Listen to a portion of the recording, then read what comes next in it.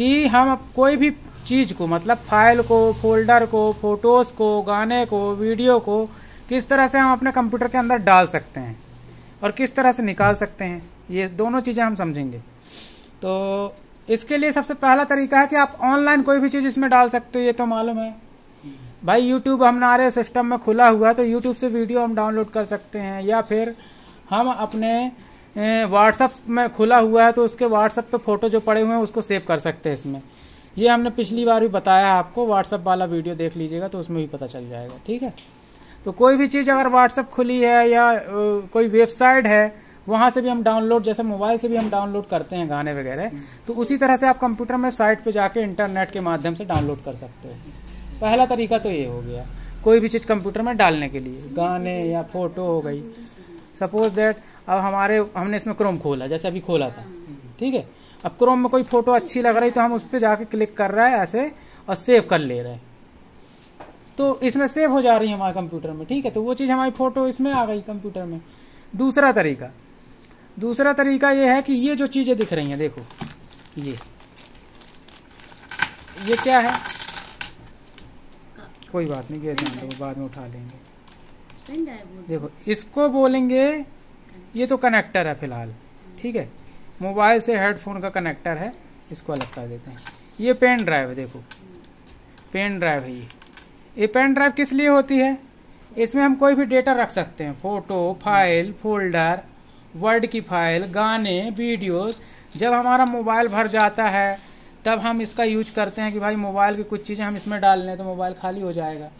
ठीक है, OTG cable से अटैच करके हम इसको मोबाइल से कनेक्ट करके OTGB के माध्यम से जो भी हमारी मोबाइल की चीज़ें हैं वो हम इसमें डाल लिए। अब इसको हम कंप्यूटर में लगा दिए, कंप्यूटर से फिर इसमें से कॉपी कर लिए, मतलब इसका जो भी इसमें डाला हुआ है वो हम कंप्यूटर में डाल सकते हैं। जैसे ही हम इसको लगाएंगे उसके बाद हम अपने स्क्रीन में कंप्यूटर पे जाएंगे। ठीक है, ये कंप्यूटर पे जाएंगे तो देखो इतनी सारी ड्राइव दिख रही हैं, ये इतनी सारी ड्राइव दिख रही है। ठीक है, पर जैसे ही हम पेन ड्राइव लगाएंगे तो पेन ड्राइव का अलग से एक ड्राइव आ जाएगा, जैसे ही लगाएंगे तो वो एक्स्ट्रा आ जाएगा, अलग ही दिख जाएगा। ठीक है, जो नया आएगा वो अलग ही दिख जाएगा। तो उसके अंदर क्या होगा, जैसे हम उसको डबल क्लिक करके खोलेंगे तो उसके अंदर वो चीजें दिखेंगी जो पेन ड्राइव के अंदर है। ठीक है, अभी इसको प्रैक्टिकली हम करके भी देखेंगे, फिलहाल और समझ लेते हैं। देखिए ये तो पेन ड्राइव हो गई, इसमें एक देखो ये कार्ड रीडर भी है। ये कार्ड रीडर में क्या होता है, इसमें कार्ड फंसाया जाता है, मेमोरी कार्ड। ये देखो, ये मैंने खोल दिया इसको। अब इसमें ये कार्ड यहाँ सामने से लगता है, देखिए लगा हुआ भी है इसमें। देखो ये मैंने कार्ड को थोड़ा सा बाहर निकाल दिया है, देखो ये। ठीक, अब इस कार्ड को देखो मैं पुश करता हूँ, ये थोड़ा सा बाहर निकाला हूँ, अब इसको दबा करके अंदर पुश कर देता हूँ तो ये अंदर मेमोरी कार्ड लग गया। अब इस मेमोरी कार्ड को भी मैं अपने कंप्यूटर में एक्सेस कर सकता हूँ। जैसे ही मैं इसको USB पोर्ट से कनेक्ट करूँगा तो ये दिखने लगेगा। ठीक है, अब इसको वहाँ उस CPU में कनेक्ट करो, जरा लो वृद्धि, वहाँ वो वाली CPU में। एक मिनट, अभी कनेक्ट मत करना। अब ये हमने कंप्यूटर खोला हुआ, ठीक है, कौन सा कंप्यूटर, ये जो रखा हुआ है यहाँ पर, ये कंप्यूटर के अंदर होती है कंप्यूटर की पूरी मेमोरी। तो इस पे डबल क्लिक करके इस कंप्यूटर वाले ऑप्शन को, ये हमने कंप्यूटर का पूरा डायलॉग बॉक्स खोल लिया। ठीक है, अब जैसे ही हम ये जो CPU है हमारा, इस CPU में जैसे ही हम यहाँ पर USB में कनेक्ट करेंगे, ठीक है, कार्ड रीडर को, जो कार्ड है हमारा, ये यहाँ से हम कनेक्ट कर रहे हैं, जैसे ही हम कनेक्ट करेंगे वो यहाँ पे दिख जाएगा। देखो इस साइड में भी आ गया, ये ऊपर भी आ गया। तो इस तरीके का इंटरफेस कुछ दिखेगा, इस तरीके का आ गया। देखो वहां पे भी ये भी दिख रहा है, आ गया। अभी रिमूवल डिस्क क्लिक करके आ गया, मतलब ये हमारा वो है क्या, कार्ड रीडर है जिसमें मेमोरी कार्ड लगा हुआ है, या फिर हम कह सकते हैं जो पेन ड्राइव हमने कनेक्ट किया है वो है।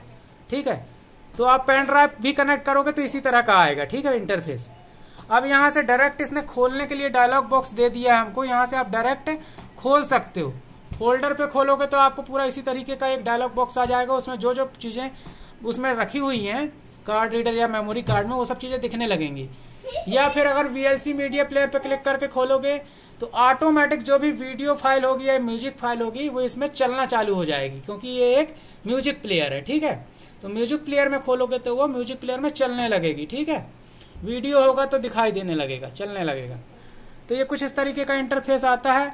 यहाँ साइड में भी आपको नोटिफिकेशन देखने को मिल जाता है, ठीक है। अगर आपने न्यूली कनेक्शन किया है या कई पेन ड्राइव कभी कभी यूज करते हैं तो आपको यहाँ पर भी नोटिफिकेशन देखने को मिलता है, ठीक है।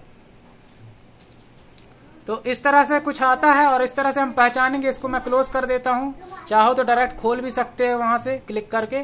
अब ये आ गया हमारा रिमूवल डिस्क, ठीक है। रिमूवल डिस्क मतलब जो भी बाहर से अभी हमने कनेक्ट किया है, वो पेन ड्राइव भी हो सकता है, मेमोरी कार्ड भी हो सकता है, जो कार्ड रीडर के माध्यम से हमने कनेक्ट किया है।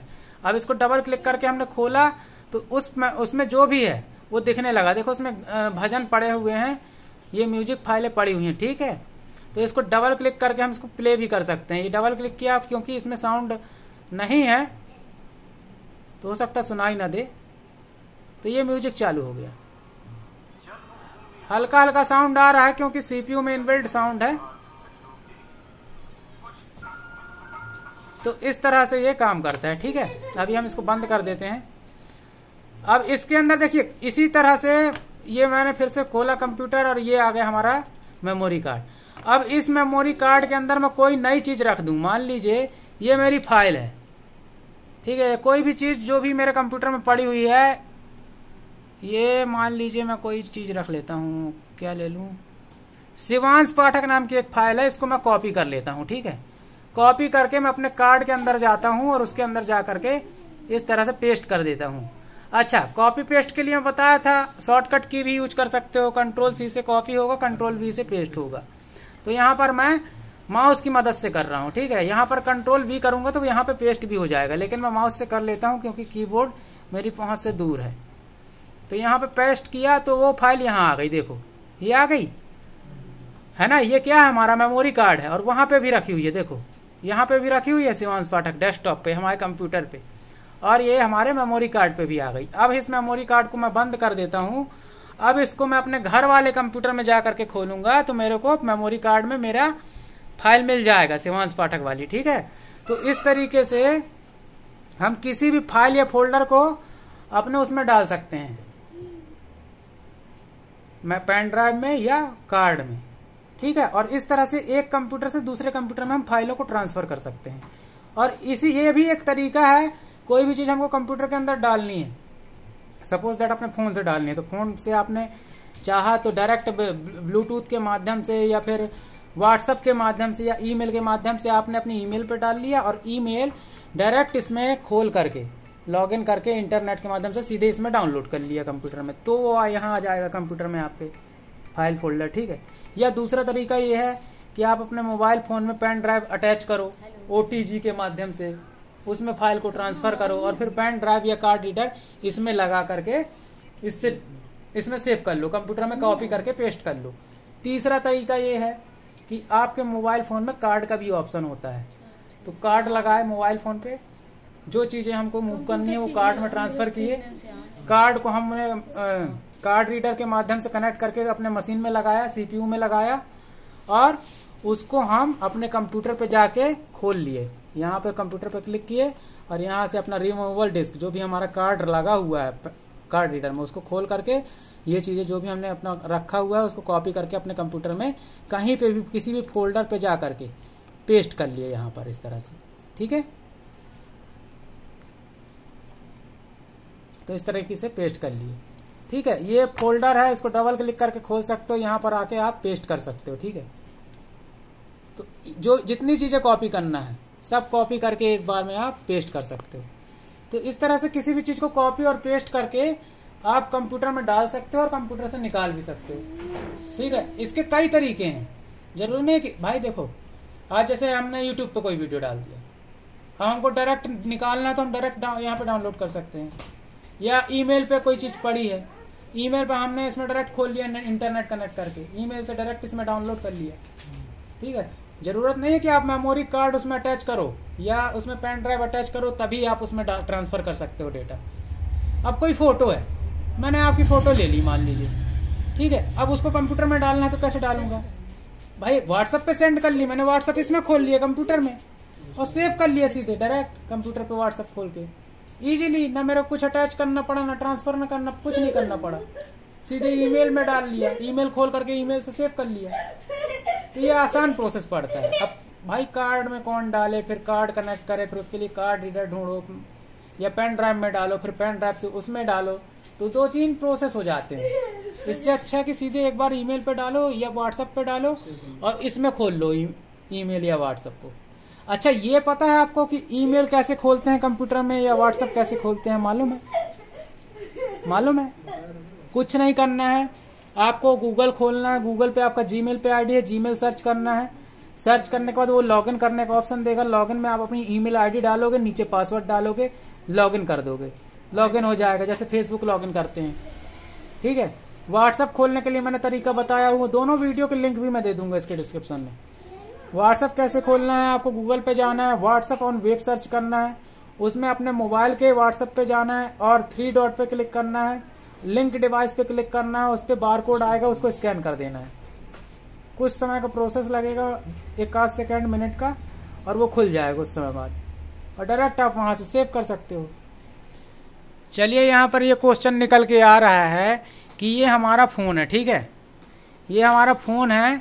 अब हम चाहते हैं कि इस मोबाइल फोन से हम अपने डेटा केबल को कंप्यूटर से जोड़ें, डेटा केबल के माध्यम से इसको कंप्यूटर से जोड़ें और डेटा केबल के माध्यम से ही पूरा डेटा हमारे कंप्यूटर पे आ जाए। तो इसके लिए 2-3 चीजें जरूरी हैं। ये तब संभव है जब आपका जो ये मोबाइल का जो USB पोर्ट होता है, ये मोबाइल है, ये मोबाइल का देखिए पोर्ट होता है, ये छेद मतलब पोर्ट, ठीक है, ये पोर्ट है। तो इसके पीछे एक सॉफ्टवेयर काम करता है, ड्राइवर होता है, वो ड्राइवर आपको अपने कंप्यूटर में इंस्टॉल होना चाहिए, तभी वो काम करेगा। ठीक है, डाटा केबल प्रॉपर काम करेगी। ठीक है। अब कंप्यूटर में USB का तो ड्राइवर है, तो तभी तो पेन ड्राइव का एक्सेस उसको मिलता है। तो जरूरी है कि जो भी फोन हम अपने इसमें कंप्यूटर में कनेक्ट कर रहे हैं उससे संबंधित USB ड्राइवर्स उसमें होने चाहिए। तो आप डेटा केबल के माध्यम से भी अपने फोन का डेटा कंप्यूटर पे एक्सेस कर सकते हो। ठीक है, मतलब अपने फोन का डेटा डायरेक्ट अपने कंप्यूटर पे देख सकते हो डेटा केबल के माध्यम से। यदि डेटा केबल से आप अपने फोन को कनेक्ट कर लेते हो अपने कंप्यूटर पे, तो आप अपने फोन की चीज़ों को कंप्यूटर पे एक्सेस कर सकते हो। ठीक है, कॉपी कर सकते हो, अपने कंप्यूटर पे रख सकते हो, ट्रांसफ़र कर सकते हो फाइलों को। ठीक है, और मोबाइल की चीज़ों को डिलीट भी कर सकते हो, कट करके अपने कंप्यूटर में रख भी सकते हो, या कंप्यूटर में पड़ी हुई चीज़ों को मोबाइल फ़ोन में भी डाल सकते हो। ठीक है, ये संभव है, लेकिन उसके लिए बस ये ध्यान रखना कि आपके इससे संबंधित सॉफ्टवेयर, डेटा केबल से संबंधित सॉफ्टवेयर उसमें इंस्टॉल होने चाहिए। आपकी डेटा केबल कंप्यूटर को सपोर्ट करनी चाहिए। ठीक है, कई बार क्या होता है कि हम कनेक्ट करने की कोशिश करते हैं पर हमारा फ़ोन कनेक्ट नहीं होता कंप्यूटर से। उसका कारण ये होता है कि ये केबल या तो सपोर्ट नहीं करती, या तो इसके ड्राइवर उसमें नहीं होते। ठीक है, तो ये रीज़न होता है। अभी मैंने आपको ट्रांसफ़र करना सिखा दिया कि कोई भी चीज़ हम अपने कंप्यूटर में कैसे डालेंगे। अब जैसे मान लीजिए कैमरा है मेरे पास डिजिटल, मैंने उससे खूब सारी शादी की फ़ोटो खींची, अब वो फ़ोटोज़ को मैं कंप्यूटर के अंदर डालना चाहता हूँ, कैसे डालूंगा बताओ, तरीका बताओ। आप लोगों ने समझा है? बताओ। जो सर कैमरा फोटो उसको, हाँ, अब कैमरे का कार्ड इतना बड़ा रहता है, इतना बड़ा उसमें जो लगा है, हाँ, तो कैसे होगा ट्रांसफ़र? एक स्पेशल कार्ड रीडर आता है, हाँ, एक स्पेशल कार्ड रीडर आता है। ठीक है, उसमें हर प्रकार के कार्ड लग जाते हैं। तो वो कार्ड निकाल के उसमें लगाऊंगा और फिर वो कार्ड रीडर लगाऊंगा अपने CPU से, जैसे अभी अपन ने उसमें लगाया था CPU में। ठीक है, उसके बाद जैसे ही हम लगाएंगे यहाँ पर रिमूवल डिस्क आ जाएगा, है ना, फोल्डर, उसको डबल क्लिक करेंगे और खोल लेंगे। फिर जो जो चीज़ें हमको कॉपी करना है तो पूरा कॉपी कर लेंगे। भाई फोटोग्राफर क्या करता है, फोटोग्राफर जो शादी की फोटोज वगैरह लेता है वो क्या करता है, वो यही करता है कि जो डेटा रहता है उसके उसमें कार्ड में, वो कई कंप्यूटर में उस चीज को सेव करके रखता है। क्योंकि मान लो अगर एक जगह से गलती से डिलीट हो गई तो गया, नुकसान हो जाएगा उसका बड़ा। तो वो क्या करता है कि जैसे ही उसने किसी शादी का काम किया या फोटो खींच के आया, तो उसका जो डेटा रहता है कार्ड में वो इस सिस्टम में भी रख लिया, पेन ड्राइव में भी एक कॉपी रख लिया और एक कार्ड में डाला, ये एक सेट है ना। तो ये करता है, मान लो एक जगह से डिलीट भी हो गई तो दूसरी जगह सेफ रहती है, ये चीज़ होती है। इसलिए कई जगह डेटा वो रखते हैं। ठीक है, तो ये चीज़ है।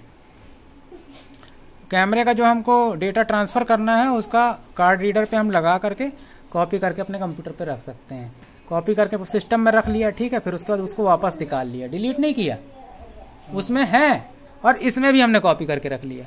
और उसको निकालने के बाद फिर हमने अलग से एक पेन ड्राइव लगाई, अब उसी का एक कॉपी करके हमने पेन ड्राइव में भी रख ली, है ना। उसके बाद हमने पेन ड्राइव भी निकाल ली, और उसके बाद जो काम रहा अपना एडिटिंग फोटो की किए, फाइनल एल्बम बनाया, उसके बाद उसकी प्रिंटिंग करा दी। सामने वाले को जब तक हम काम दे के पैसे ना ले लेंगे तब तक हम उस डेटा को रखे रहेंगे। ठीक है, कई लोग तो बैकअप भी रखते हैं, है ना, बैकअप भी रखते हैं। मान लो 10 साल बाद उसको जरूरत पड़ जाए कि भैया मेरा तो बाढ़ में बह गया, आग में जल गया, मेरे को फिर से दे दो, तो कई लोग ऐसी सर्विस भी प्रोवाइड करते हैं।